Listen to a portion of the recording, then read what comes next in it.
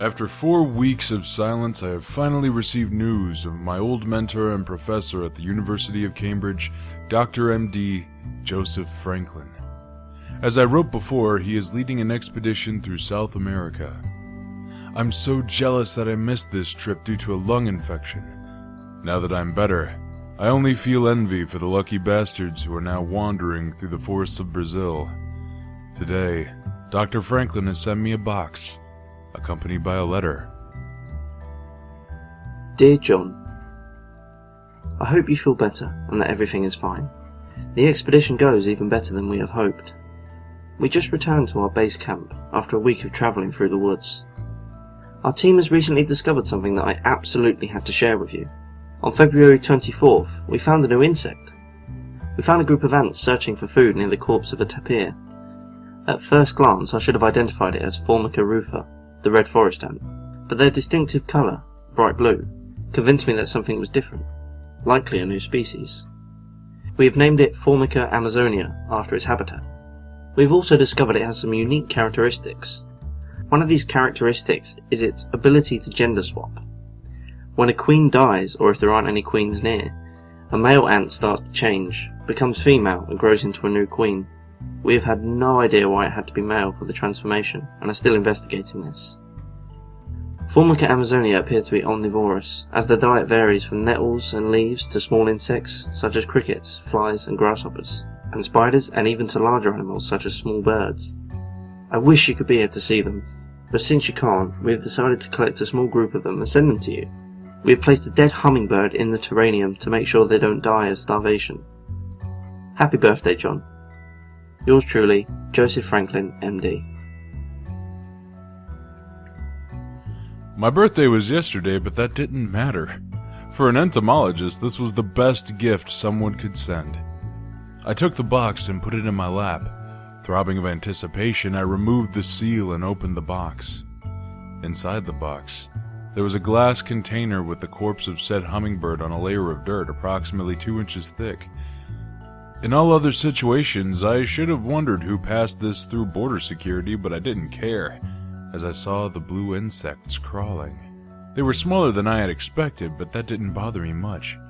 I had a new breed of insects in my possession. Carefully, I walked to a table and placed the container on the surface. First, I took my working gloves from a shelf, and from under the table I took an empty terrarium. The Formica amazonia would get a new home.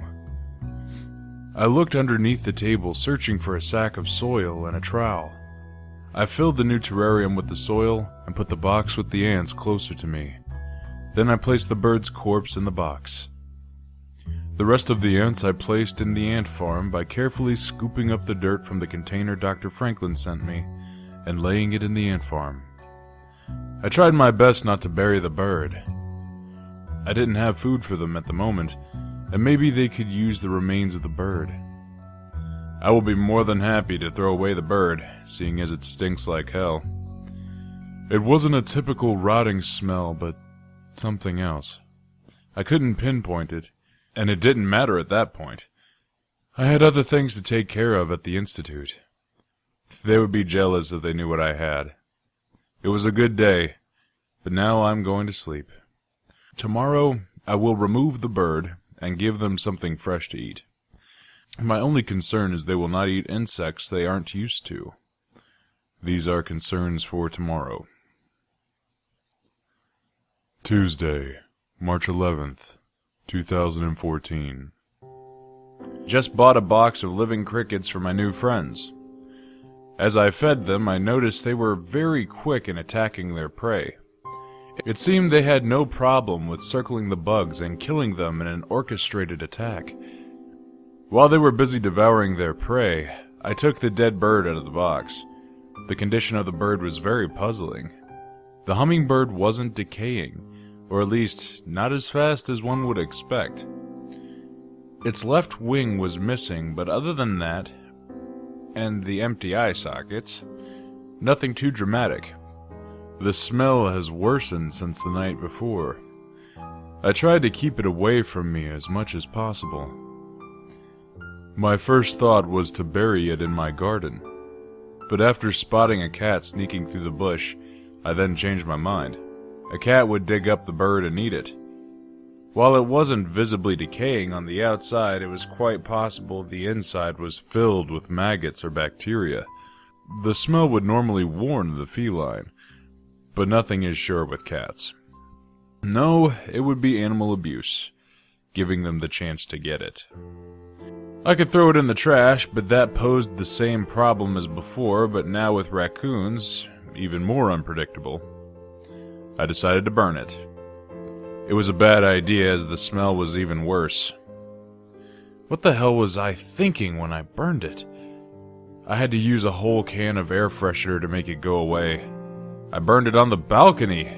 Come to think of it, I better buy me a new barbecue. What was I thinking, man?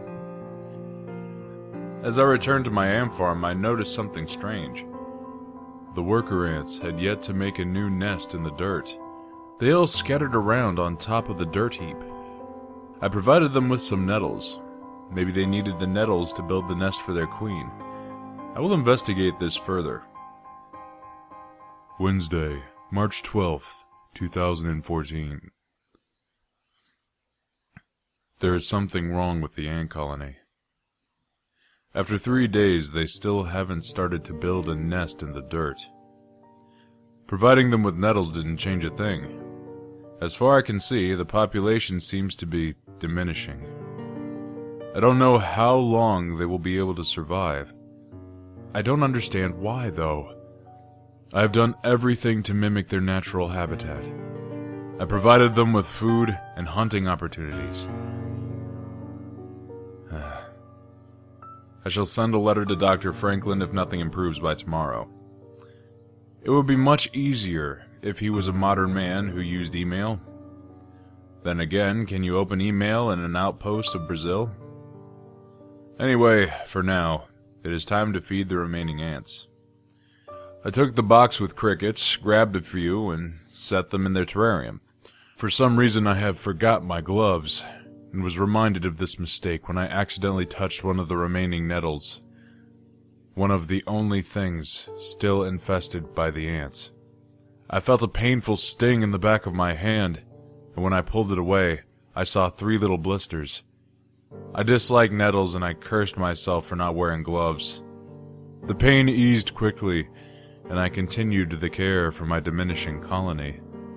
Though now, I have the insight to use gloves. Thursday, March 12th, 2014. I woke up with an unbearable pain in my left hand. It felt like bees were stinging constantly. The stings of the needles were now bright red, and my hand was irritated. I decided to put up some salve on the wound and bandage it. I used a salve for insect bites. It worked with nettles as well. I was still a bit worried. What if the pain wasn't caused by the nettles itself? I started to fear it was something far more severe. What if these ants were toxic? I hoped I would never find this out. During the day, I felt strange muscle contractions in my left arm, along with a terrible itch. I felt a weird sensation like something was moving under my skin. Was it the poison, or just my imagination?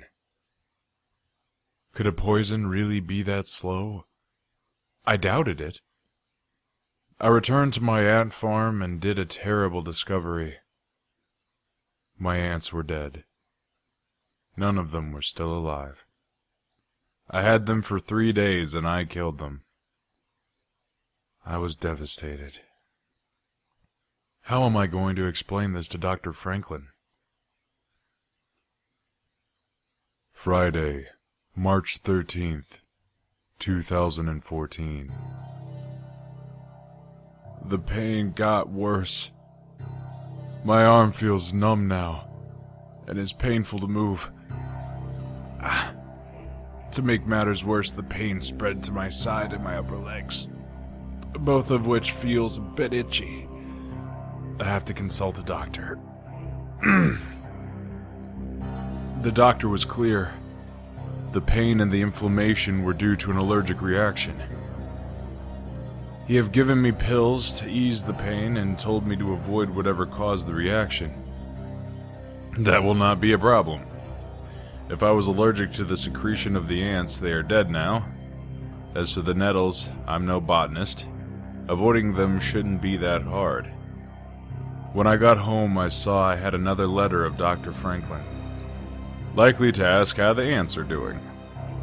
If he used email, it would be far easier to explain what has happened, but some people don't want to change. I took the letter and opened it. The letter was short, hastily written, and terrifying. Dear John, I have an important message about the ants. You better be careful with these creatures. 3 days ago we met up with a nomadic tribe. At first they were very friendly and polite to us, until one of my colleagues mentioned the ants. After explaining what he said to the tribe and showing them our discovery, they reacted hostile. They forced us to leave and asked us never to return. They made it clear that if we disobey their wish, they would use violence against us. Something about these ants makes them scared, despite the fact it seemingly can't survive very long in captivity. Remember to be very careful. Yours truly, Joseph Franklin, MD. I was already in my living room when I was done reading the letter. I looked up at the terrarium, wondering what was wrong with these creatures. Saturday, March 14th, 2014. There is something severely wrong with me. I can no longer move my left arm, and I no longer have any feeling in it. My sides and legs feel like they are on fire. I have tried using the prescribed medication, but they don't ease the pain. It is clear to me now that this is no allergic reaction. This is something far worse. When I touched it with my other hand, it feels stiff and hard, like it has been treated with formaldehyde. I fear the worst and have the feeling that something is crawling under my skin. It's driving me insane. Sunday, March 15th, 2014. For all who read this, there is something wrong with these insects. Don't try to find them. Don't bring them to your home, and whatever you do, don't touch them. Being unable to move my legs, my left arm, and for that regard most of my body, I finally realize what is happening to me. I now realize how the ants survived their trip to California but didn't live long after arriving here. I now realize why they didn't make a nest in the dirt. I now realize I was indeed bitten by the ants. I want to remove the bandages around my arm to see that I'm wrong, but I'm too frightened to do it. I know that I'm not wrong. I know that my end is near. Please fulfill my last wish and cremate me once I die. Autopsy report, Friday, March 24th at 2014. Hello, I'm Dr. Mark Galloway, pathologist. The patient's name is John Harold Decker, aged 32 years. The patient was found after neighbors were afraid that something terrible had happened, as they hadn't seen Decker for a week. They noticed a strange stench coming from his apartment. When the police and the paramedics arrived in the building, they found the deceased on his bed with a diary in his right hand. Besides the defecating of the body, there was no signs of decay. The source of the stench seemed to be coming from the body, a strange chemical smell, like formaldehyde. It still remains unsure how this came to be. Now it is time to see what happened to him. I'll begin with a full body check. Bruises and marks can indicate the use of violence that resulted in the death of Decker. It's strange, though. When I feel the limbs of the corpse, they are stiffer than they should be. I see no signs of necrosis and no signs of violence. The only indication of the cause of death are 3 little white dots on the man's left hand. It appears the bite of an insect. I will now remove the bandages on his left arm. What I now witness is something I have never seen in my entire life. It appears that an ant colony has been formed inside the man's body. The insect has created tunnels under the man's skin, flesh, and fat tissue. Under the bandages, the skin is gone, exposing the entrances to these tunnels. The arm has the same stiffness as all of his other limbs. I'm scared of what I will see. Oh, God. Oh, Lord. Oh, Jesus Christ. The same story with his other limbs. The ants have infested his body and created tunnels in the man's flesh, fat, and even his bones. All seems to be conserved, seemingly treated by formaldehyde. It does explain the smell. But how is this possible? No creature on Earth has the ability to do this. As I investigate his organs, I notice a small infestation of the same blue ants. The amount of ants are lower than in the limbs of the patient. Based on the state of his organs, the patient likely died due to the infestation of his major organs. The infestation started in his limbs, and right after that, they infested his organs. The man had become a living ant farm. He was still alive when they ate through his flesh. How is this possible? Ah! Shit! Something bit me. 4 days after the autopsy, Dr. Mark Galloway committed suicide. He drenched himself in gasoline and lit himself on fire. Police believe that the paranoia caused after the autopsy drove him to this act of desperation. The body of John Harold Decker was cremated after the autopsy. Only the pictures of the ants taken by Decker, the pictures of the autopsy, and Decker's diary, with the letters from Dr. Franklin, remain. Current whereabouts of Dr. Franklin and his team remain unknown.